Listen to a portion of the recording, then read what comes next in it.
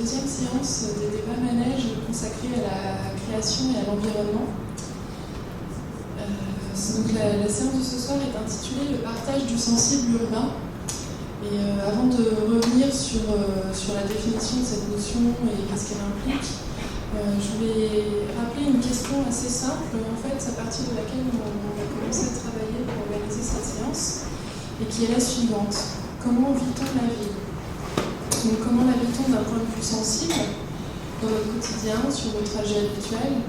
Comment tout ce que l'on perçoit et ressent au jour le jour dans un tel espace nous affecte-t-il ? De quelle façon ce vécu personnel de l'environnement urbain agit-il sur nos prises de position en tant que citoyens, mais aussi sur nos aspirations en tant qu'habitants ? Et alors là, déjà, j'utilise deux termes qui désignent un peu les mêmes personnes, mais qui ne désignent pas les mêmes statuts sociaux. Et je trouve que c'est assez symptomatique de ce qui se passe quand on commence à travailler sur l'espace public. C'est un espace extrêmement complexe, où les rôles sociaux notamment s'agrègent. Et on voit très bien que les gens qui travaillent dans les sciences politiques vont parler du citoyen, que les gens qui vont être ethnologues ou anthropologues vont parler plutôt d'habitants, que les urbanistes vont plutôt parler de riverains. Enfin voilà, il y a une sorte de biais qui arrive avec les disciplines et les catégories. Et il est assez difficile en fait de parvenir à aborder cet objet-là qui est l'espace public et l'espace humain de façon plus inclusive et globale. Donc à travers cette série de questions, il s'agit de voir comment les habitants que nous sommes donc construisons la ville à travers nos expériences individuelles. Comment les territoires et les temporalités urbaines s'élaborent entre habitants en fonction des cultures, des langages, des pratiques et aussi des savoir-faire des uns et des autres.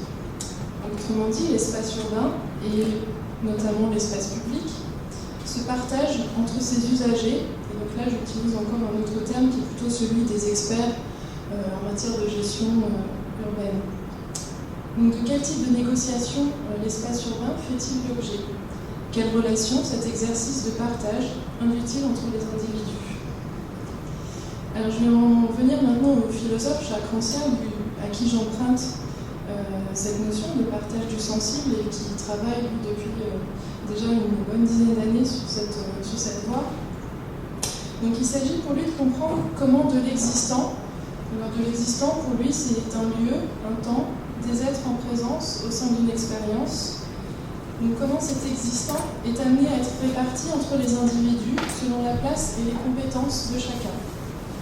Ainsi, une expérience, toute ordinaire qu'elle soit, ne fait pas que se vivre en soi, elle participe aussi de l'attribution des rôles des uns et des autres.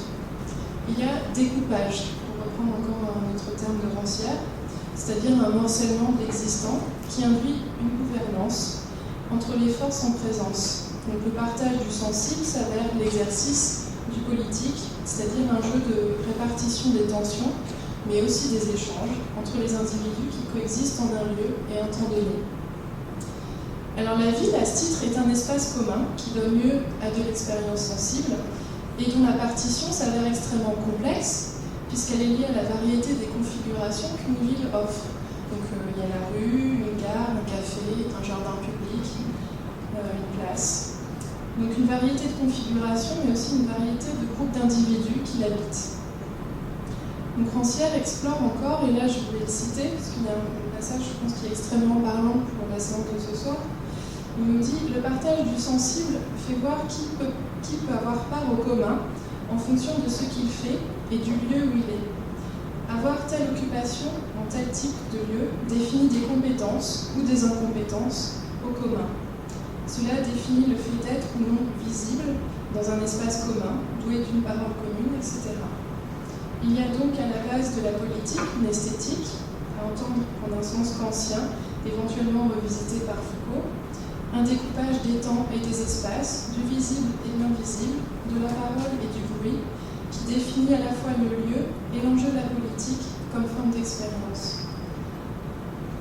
La politique porte sur ce qu'on voit et ce qu'on peut en dire, sur qui a la compétence pour voir et la qualité pour dire, sur les propriétés des espaces et les possibles du temps. Fin de la citation. Donc voilà avec un programme esthético-politique assez riche que nous proposons ce soir d'investir à travers différentes pratiques de jardinage en milieu urbain. Alors pourquoi jardiner? Parce que jardiner ou cultiver au sein de la ville ne contribue pas seulement à l'enrichissement de la biodiversité locale ou encore à la connectivité des corridors écologiques. Je pense aux fameuses trames vertes qui font l'objet de politiques publiques. Donc le végétal ne se limite pas à ça. Le végétal et l'acte de jardiner sont aussi un médium, quelque chose qui met en relation, notamment en relation avec autrui. Donc un médium qui redistribue la gentilité entre les usagers de la ville. Que ce soit sous la forme de jardins partagés, donc c'est plutôt Sandrine Baudry qui est assise ici, qui est anthropologue, ethnologue, et qui reviendra sur cette question-là. Donc que ce soit des jardins partagés ou bien de la guérilla jardinière, donc ce soir ce sera Gab et Léo qui sont assis là, qui nous parleront de leurs activités. Le végétal amène les humains à renégocier entre eux la nature, le vivant et les usages de l'espace urbain.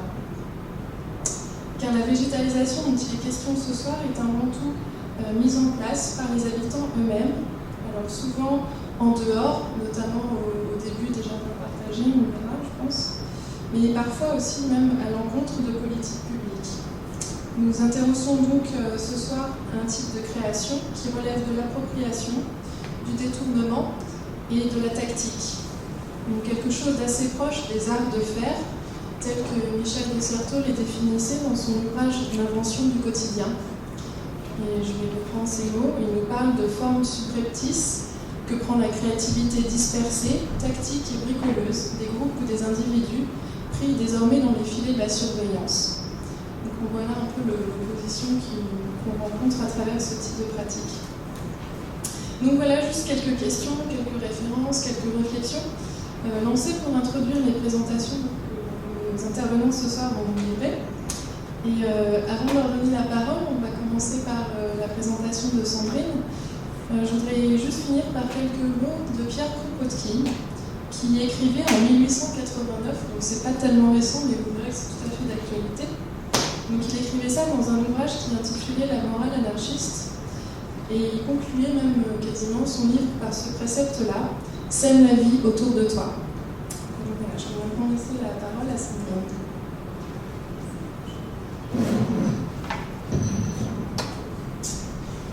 Bonsoir. Alors oui, effectivement, je vais vous parler peut-être du côté plus ouvertement, explicitement politique, le lien avec l'occupation, l'appropriation de l'espace public dans les grandes villes, et avec un retour jusqu'aux années 60, et sachant qu'ici le recul historique permet entre autres choses, notamment de voir l'évolution en fait, des relations entre ces pratiques, ces arts de faire dont on parlait, et les politiques publiques autour de la nature, du vert, du végétal, de la biodiversité, tout ça. Donc je vais commencer par parler des parcs à la fois comme des espaces et comme des outils de revendication citoyenne. Donc là vous voyez par exemple Central Park pendant la guerre du Vietnam, donc une manifestation à La Hinh contre la guerre du Vietnam. Cet espace a été extrêmement mobilisé pour ce genre de manifestation, et on voit que c'est quelque chose qui dure. Donc ensuite une manifestation contre George Bush en 2007, mais de façon plus active en quelque sorte. Là c'est vraiment occuper un espace. Tous les parcs de New York étaient occupés comme ça pour ces manifestations. Un cas assez marquant dans l'histoire de l'appropriation d'espaces urbains à travers le jardinage, c'est le People's Park à Berkeley. Donc très rapidement l'histoire de cet espace. C'est un espace qui était à côté de l'université de Berkeley, où, alors encore une fois, les années 60, donc manifestations contre la guerre au Vietnam, pour les droits civiques, etc. Des étudiants à Berkeley qui étaient particulièrement engagés. Et donc l'université a mis en place des zones d'expression libre. Ce qui voulait dire en fait que dans tous les autres endroits de l'université, il n'y avait pas le droit de s'exprimer librement. Et entre autres, pour agrandir ce qui était appelé comme ça, les zones de non-expression libre, en fait, l'université a acheté un terrain qui côtoyait le campus pour y bâtir des logements étudiants, etc. Donc, pour pouvoir contrôler cet espace. Et là, il y a eu vraiment une volonté de la part à la fois des étudiants, des résidents, des commerçants, etc., qui ont voulu donc protester contre cette privatisation de cet espace. Donc là, vous les voyez en train de désasphalter à grande échelle un parking pour faire un parc. Donc il y avait à la fois du potager, des jeux pour les enfants, une plateforme d'expression de parole libre. Et donc un investissement par les étudiants, par les habitants, par les commerçants, encore une fois.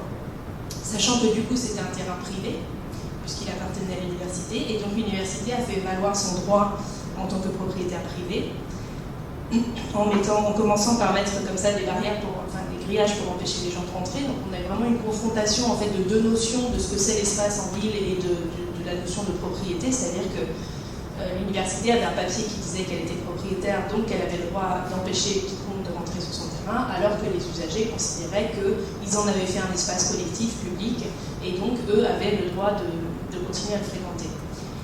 Et donc ça a mené évidemment la situation à escalader, et le gouverneur de Californie, Ronald Reagan à l'époque, a envoyé la garde armée contre les manifestants. Donc pendant plusieurs jours, il y a eu vraiment des combats dans les rues, il y a eu au moins un mort. Ça a été extrêmement violent contre des gens qui avaient planté des arbres. Donc c'est quand même, ça montre ici, à la fois les étudiants, les habitants avaient choisi ce médium, effectivement, ce moyen d'expression, de faire un parc parce que c'est un moyen assez rapide et a priori plutôt consensuel de marquer le territoire. Et on voit en fait que ça a quand même, puisque par ce geste il niait le droit, la propriété privée de l'université, ça a amené à des combats sanglants, ce qui est assez impressionnant. Donc ça c'était toute fin des années 60, et puis là je saute à New York au début des années 70.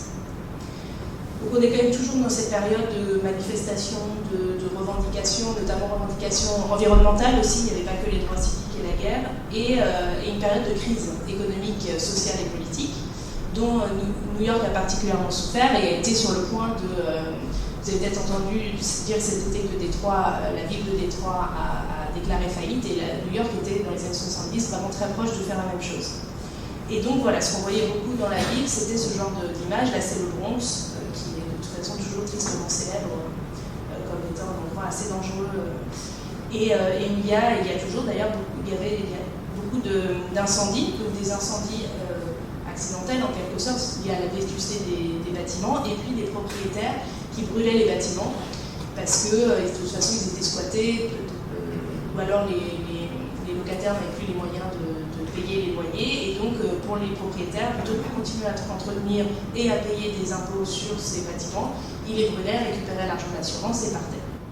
Donc du coup la ville s'est retrouvée, puisque les propriétaires ne payaient plus leurs impôts, tous ces terrains sont devenus la propriété de la ville, qui n'arrivait déjà pas ni à assurer les services publics du style ramassage des ordures, ni à gérer ses propres terrains, et donc multiplication dans les quartiers les plus pauvres de terrains abandonnés qui devenaient des décharges, des lieux de délinquance, etc. Et c'était généralement les quartiers les plus dépourvus en espaces verts, puisque Robert Moses, qui a été chargé de la politique des espaces verts pendant quasiment 50 ans à New York, était notoirement raciste. Et donc a vraiment tous les quartiers comme le Bronx, Harlem, Brooklyn, certains quartiers de Brooklyn, en fait il a sciemment très peu doté ces quartiers en espaces verts. Et puis, comme je vous montrais tout à l'heure, Central Park était devenu un lieu de manifestation. Encore une fois, la ville n'avait pas les moyens d'entretenir, et donc c'était devenu un champ de boue assez dangereux, assez peu fréquentable. Et donc, dans cette situation de désinvestissement à la fois des pouvoirs publics et des fonds privés, certaines personnes qui vivaient encore à New York, soit par défaut, soit par choix, ont décidé de réagir de diverses manières. Donc là, ce que vous voyez, c'est la bombe à graines. Donc c'est Liz Christie et ses amis qui se sont appelés les Green Guerrillas qui ont lancé cet appel à utiliser des bombes à graines. Donc en l'occurrence c'est un ballon de baudruche ou une boule de Noël avec de la terre, de l'eau, des graines, de fleurs les plus colorées possibles. Mais ce qui est intéressant ici, et on en parlera sûrement un peu plus de guerrilla gardening, c'est dans la recette, c'est bien marqué qu'il faut lancer ces bombes par-dessus une palissade dans un terrain inaccessible au public. Donc c'est vraiment avec ce vocabulaire guerrier, en plus de la guérilla et de la bombe, c'est vraiment l'idée de protester contre l'abandon de ces terrains, une espèce de guerre pacifique contre ça.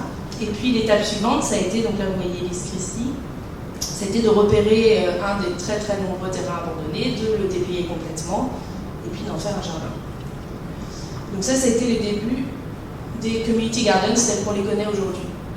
Du coup, les Green Girl Labs se sont montés en association et eux, leur démarche a été d'aller voir la ville et de dire comment est-ce qu'on pourrait faire pour multiplier ce genre de jardin, sachant qu'il y a beaucoup de quartiers, beaucoup de gens ont envie de faire ça. Et puis en fait, comme la ville n'avait plus les moyens d'entretenir ces terrains, pour eux, c'était quand même une aubaine d'avoir tous ces bénévoles qui étaient prêts à entretenir ces terrains pour elles. Et donc, ils ont mis en place un programme de Green Thumb qui permettait de louer une parcelle pour $1 par an. Complètement symbolique, avec un bail, généralement un bail de 10 ans, renouvelable ensuite tous les ans. Au même moment, donc Liz Christie était artiste, elle travaillait pour un architecte, mais elle était également assez... elle était engagée politiquement et vraiment son idée c'était de pouvoir multiplier ces jardins pour que le plus de monde possible en profite. Parallèlement, il y avait Adam Purple qui lui vivait dans un de ces immeubles abandonnés, c'était le dernier à squatter, il n'y avait plus d'eau, plus d'électricité. Mais c'était vraiment l'idée de vivre.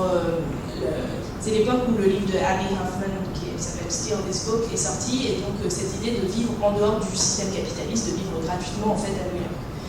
Donc il squattait un de ces immeubles, et puis il a commencé à construire le Garden of Eden. Au fur et à mesure que les immeubles devant le sien étaient abattus, il a fait ce jardin en cercle concentrique qui casse complètement, je ne sais pas si vous visualisez un peu l'urbanisme à Manhattan, mais c'est vraiment cette grille avec les rues perpendiculaires qui a été dessinée très tôt, au début du 19e siècle, vraiment précisément dans le but de rentabiliser le plus possible la vente et la location du terrain. Donc là, il casse complètement ça.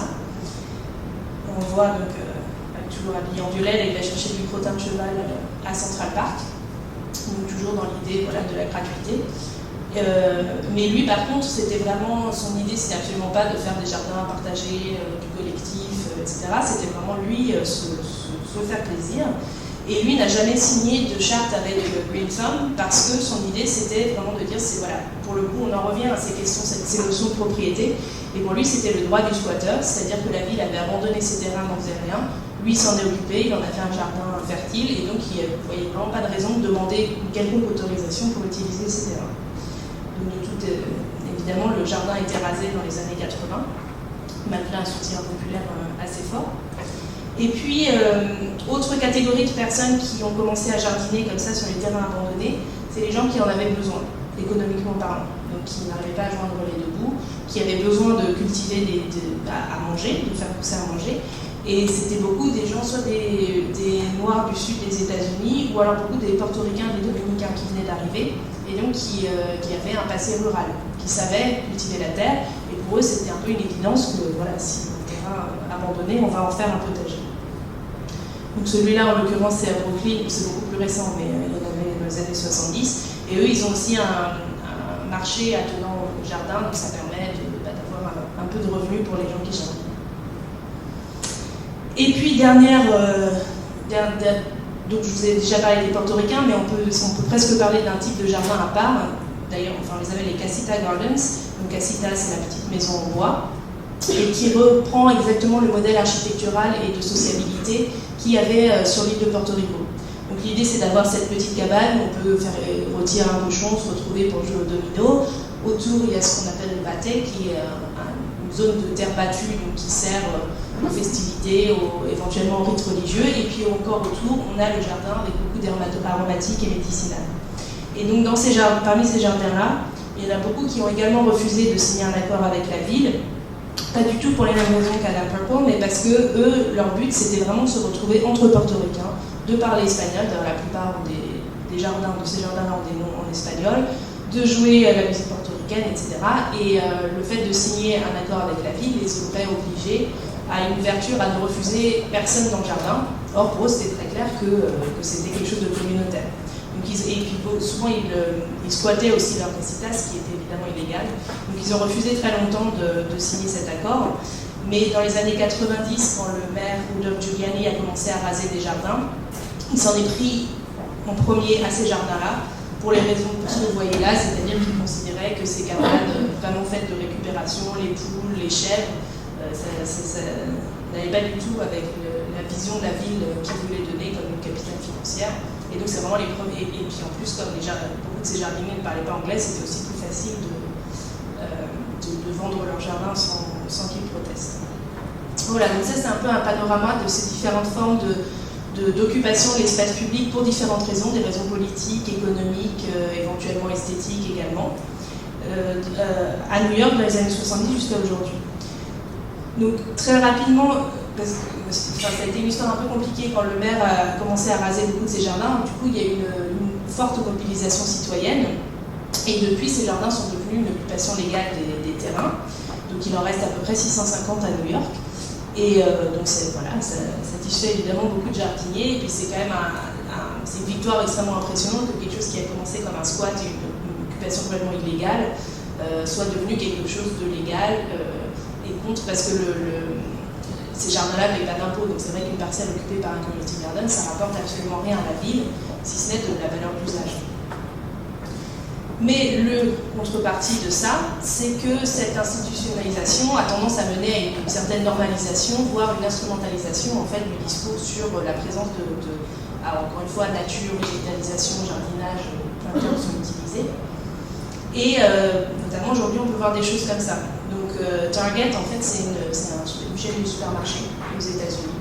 Et donc voilà, donc là, ils ont payé pour installer un community garden, et donc ça leur permet de faire la publicité vraiment pas chère, comme ça. Donc on a une récupération, une commodification des community gardens par ce genre de société. Et puis, également avec les discours sur le développement durable, les municipalités elles-mêmes aiment bien pouvoir continuer à se vanter de dire voilà, nous on a ce genre de jardin, on les encourage. Et donc là, je passe à Paris parce que pour montrer que c'est cette instrumentalisation, normalisation, etc., et le fait que ce discours sur le vert en ville, c'est bien, soit devenu un discours dominant qui, du coup, peut servir à éliminer d'autres formes d'expression ou à masquer d'autres formes d'expression et d'usage de l'espace urbain. Ça, c'est pas seulement le fait des grands méchants supermarchés ou des municipalités, c'est aussi les habitants entre eux qui commencent à utiliser ça, puisque un habitant qui va demander un jardin, en ce moment, a tendance a priori à avoir plus l'oreille des dirigeants qu'un habitant qui va demander un terrain de basket ou une salle de shoot pour les drogués, par exemple. Et donc là, c'est un cas à Paris, dans le 20e arrondissement, où ce jardin a été demandé par les propriétaires du café, parce qu'il y avait des deux roues qui se garaient sur cette place. Donc là, pour le coup, c'est une place que, voilà, ce qu'il y a aussi, c'est que autant les community gardens à New York que les jardins partagés à Paris, pour la plupart, ils sont fermés. Vous avez sûrement vu ça, ils ont des grilles qui sont fermées à clé. Ils ont une obligation d'ouverture un certain nombre d'heures par semaine, et quand un jardinier est là. Mais c'est vrai que du coup, ça prête aussi le plan à des critiques sur le fait que c'est une privatisation de l'espace public par un certain nombre de personnes. Donc ça, c'est vraiment discutable. Il y a beaucoup d'arguments pour et contre, mais donc là, c'est un des rares cas où c'est un jardin qui est sur une place, donc c'est entièrement ouvert et tout le monde peut venir. Et donc l'idée, c'était d'empêcher les deux roues de se garer, les SDF de dormir, d'uriner, etc. Donc une demande a été faite auprès de la mairie du 20e d'avoir un jardin partagé. La mairie du 20e qui est très pro-jardin partagé, pro-végétalisation des rues, a dit oui, pas de problème, et en plus ça va nous permettre de planter des arbres fruitiers, donc c'est une expérience d'avoir des arbres fruitiers sur l'espace public. Et donc voilà, ce jardin a été installé il y a 1 an maintenant, et par contre il n'a toujours pas été approprié par un groupe de jardiniers. C'est-à-dire que personne ne va y jardiner, quelques personnes vont semer des graines, mais il n'y a pas de groupe, il n'y a pas d'association de jardiniers. Et donc en fait là c'est un peu le problème de quand la décision de ce genre d'occupation d'espace n'est pas prise par un groupe de personnes qui va le maintenir dans le temps, voilà, c'est un peu compliqué de savoir comment ça va être approprié. Néanmoins, ça reste un espace intéressant. Ce qu'on constate, c'est par contre la multiplication des peintures murales. Donc, par contre, il y a vraiment une appropriation de cet espace, mais pas tellement sur le jardinage, sauf quelques espaces qui ont été semés. Voilà. Mais, et donc on voit, effectivement, pour la terrasse du café, ça rend l'espace beaucoup plus agréable.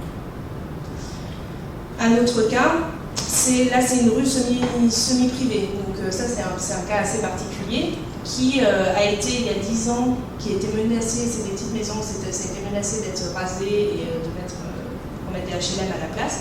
Donc les habitants se sont mobilisés, ils ont sauvé leur rue et ils ont décidé du coup de la personnaliser en quelque sorte et donc de la végétaliser. Donc ils ont planté plein d'arbres, voilà, comme ça, ils ont pour le coup désasphalté tout le long de la rue et planté des arbres. Et là, c'était pour empêcher les voitures de se garer. Donc, ce qui est assez amusant, c'est que maintenant, ils trouvent que par contre, les motos peuvent continuer à se garer entre deux arbres. Donc maintenant, ils mettent des bacs pour aussi empêcher les motos de se garer. Mais le retour, ce qu'on m'a dit aussi, c'est que par contre, du coup, il y a des jeunes qui viennent traîner là parce qu'ils trouvent ça agréable. Et donc, ils ont peur maintenant que la ville leur demande d'enlever les arbres et les buissons pour empêcher les jeunes de se cacher derrière. Et voilà. Donc voilà, ça c'est un cas assez intéressant pour empêcher des voitures en fait de mettre des arbres. Et puis là c'est à Rennes où une association, donc l'association Jardinons nos rues dans un quartier de Rennes avait commencé à désasphalter en fait, donc enlever des bandes de bitume le long des maisons pour pouvoir planter des fleurs essentiellement quand même et au pied des arbres également. Ils avaient appelé ça Jardinons nos rues.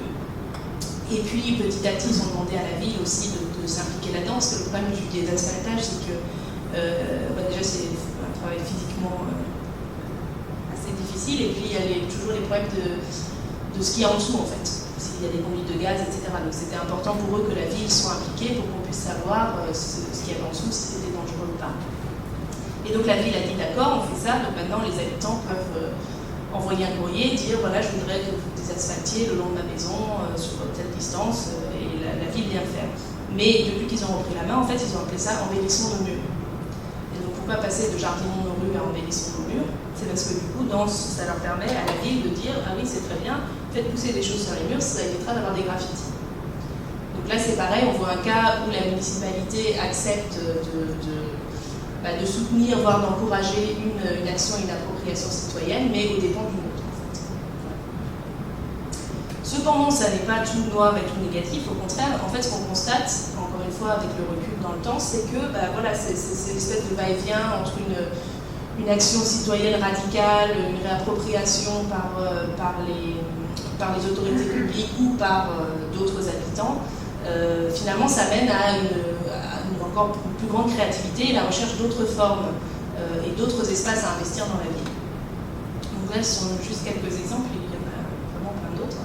Donc les pieds d'arbre, ça c'est assez pratique parce que du coup, il y a déjà une fosse creusée avec de la terre, donc ça peut être planté tout de suite, et puis c'est un espace qui du coup, ça n'empiète sur rien, parce que le problème de faire de la végétalisation sur les trottoirs, c'est qu'il y a beaucoup de règles de sécurité, il faut laisser 1,40 m de large pour les fauteuils roulants par exemple.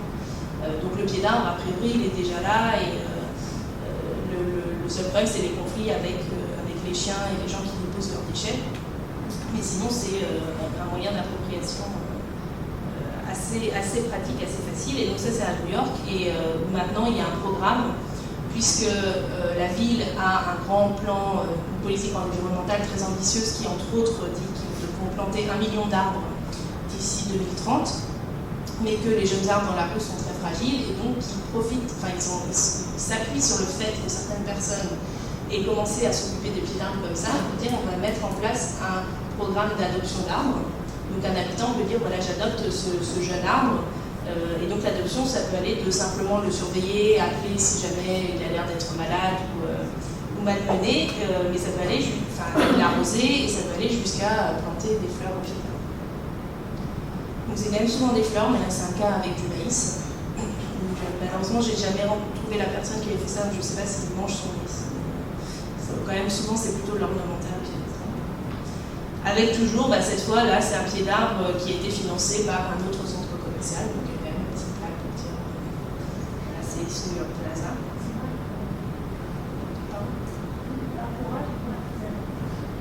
Ben voilà, c'est ça. Parce qu'en fait, normalement, la loi, le règlement dit qu'il faudrait faire ça autour de tous les pieds d'arbres qui sont adoptés. Le problème, c'est que ça coûte à peu près $2 000. Donc, c'est très difficile de demander à une personne qui déjà bénévolement s'occupe d'un arbre, en plus de payer $2 000 pour ça. Et donc, effectivement, on voit beaucoup plus de choses comme ça, mais ça permet aussi ça différencie selon les quartiers. C'est-à-dire que dans le tour du quartier qui est financier, par exemple, on ne voit pas ce genre de choses. Mais la position de la ville de New York, c'est de dire, de toute façon, si les gens sont prêts à s'occuper de l'arbre, on ne va pas les embêter avec des règlements comme ça, tant que c'est pas dangereux, on laisse. Là, on revient dans le 20e, où la mairie du 20e a fait faire ces petits panneaux. Je ne sais pas si vous voyez, c'est marqué ici en jardine. Et donc ils en ont fait aussi pour ici, on laisse pousser, parce que la mairie du 20e a décidé d'encourager la végétation spontanée au pied des arbres et le long des immeubles. Et donc c'est une forme de communication, de dire ici on laisse pousser, voilà, c'est pas de la négligence de notre part, c'est fait exprès. Et donc il y avait aussi le ici on jardine. Donc là l'idée c'est que, parce qu'en fait là je vous ai beaucoup parlé des habitants et des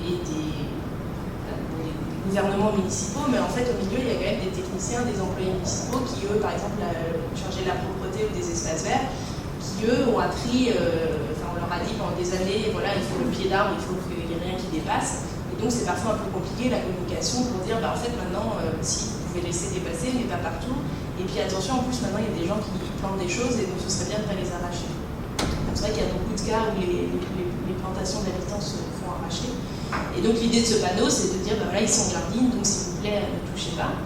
Et donc ça protège, donc là c'est un geste de la mairie pour protéger les actions citoyennes.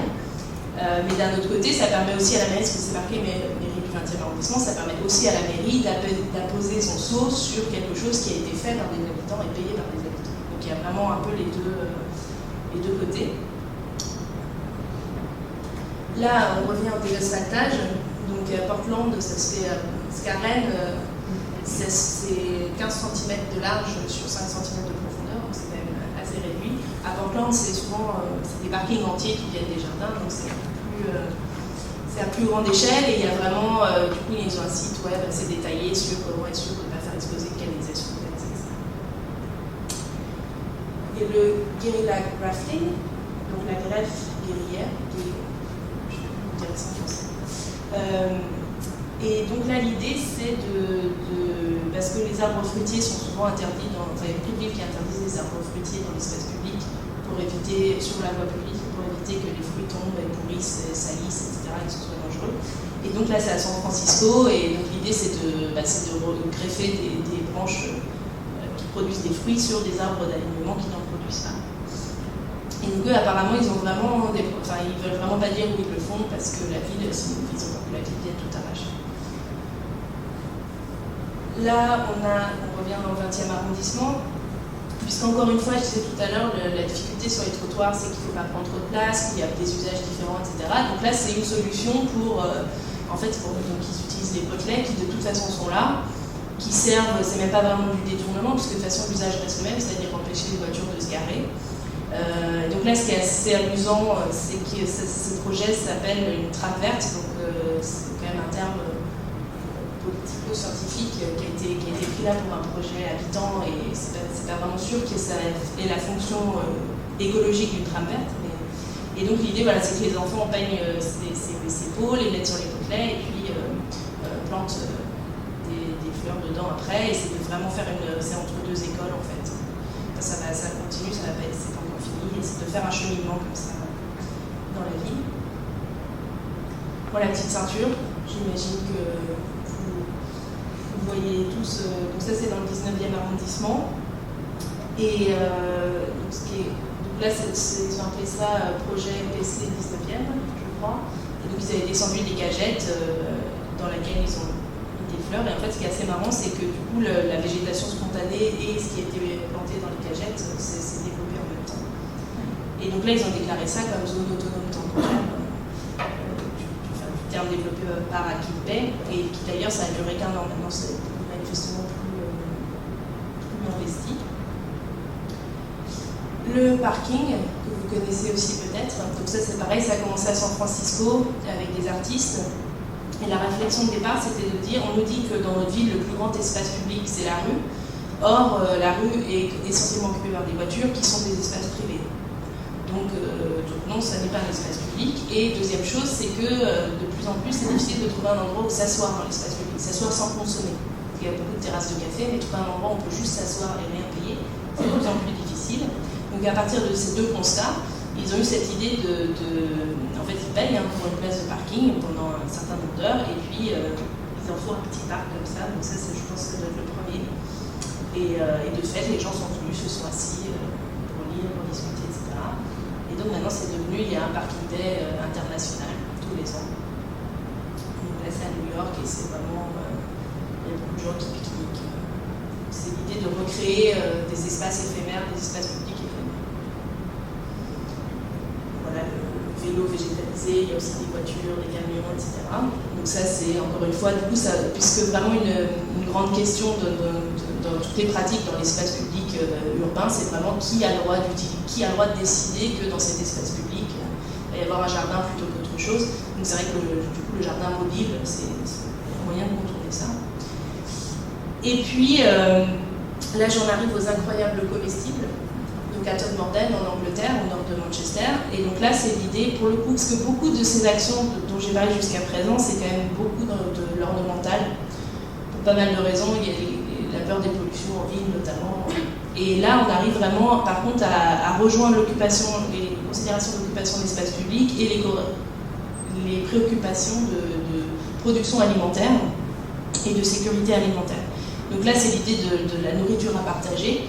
Donc planter et semer dans l'espace public et par un certain nombre de bénévoles et où tout le monde peut venir se servir. Et donc eux là-bas parlent de jardin de propagande. Donc l'idée c'est absolument pas de nourrir la ville comme ça, mais par contre c'est de pousser à une réflexion nouvelle sur ce qu'on peut faire dans l'espace public, comment on peut s'y retrouver, et puis comment ils encouragent du coup à manger local. Donc local ça ne veut pas dire juste ce qui pousse dans la ville elle-même, mais à 50 km autour, disons, et de penser à ce qu'on mange. C'est plutôt ça l'idée. C'est vraiment faire du jardin de propagande. Et là, ce qui est intéressant d'un point de vue partagé urbain aussi, c'est qu'ils occupent, eux, peu leur importe finalement que les espaces soient de propriété publique ou privée, l'important c'est que ce soit visible et accessible pour que tous les gens qui passent puissent se servir. Et donc on a une variété d'espaces occupés. Donc là, c'est vraiment la route principale de Todmorden. Donc là, c'est vraiment c'était avant un bout de gazon, et maintenant il y a un petit jardin avec beaucoup d'herbes aromatiques. Là, par contre, c'est un terrain privé. C'est une des fondatrices du mouvement. En fait, c'est son jardin devant. Vous voyez, avant, il y avait un mur plus haut et des rosiers derrière. Puis un jour, elle a décidé d'abattre le mur et de transformer les rosiers en potager. Et donc, c'est chez elle, mais par contre, tout ce qui pousse là, tous les passants peuvent se servir. Et elle-même, d'ailleurs, ne se sert pas dans ce potager-là. Donc là, ça brouille en plus les notions d'espace public et d'espace privé qui sont quand même assez importantes pour savoir comment on vit la ville et ce qu'on y fait. Et c'est souvent des frontières assez rigides. Et puis, peut-être plus surprenant, mais malheureusement ça n'existe plus, c'était le potager des enfants dans le cimetière. Donc apparemment ça a poussé très bien. Et donc là, c'est la raison pour laquelle ils ont fait ça, c'est qu'il y a beaucoup, dès le départ, l'idée c'était vraiment aussi d'impliquer les écoles et les enfants dans l'idée voilà, c'est pour leur éducation et aussi pour que le mouvement continue. Les personnes qui ont lancé le mouvement sont un peu âgées, donc c'est aussi l'idée de la relève. Et cette école-là, en l'occurrence, ils n'avaient pas de terrain pour faire de potager, mais ils sont juste à côté du cimetière, donc ils ont décidé de faire ça. Et encore une fois, ça peut paraître être rien, mais en fait, ça bouleverse énormément notre rapport à un espace comme le cimetière. C'est-à-dire d'avoir des enfants qui y vont déjà, et puis qui font pousser des carottes. Et je crois que c'est la dernière. Voilà, donc c'était un peu pour montrer, encore une fois, c'est juste une série d'exemples, mais pour montrer comment ces espèces de va-et-vient entre les pratiques des habitants, les institutions, etc., dans le temps, poussent aussi à une créativité, à un développement de pratiques nouvelles et de l'investissement d'espace.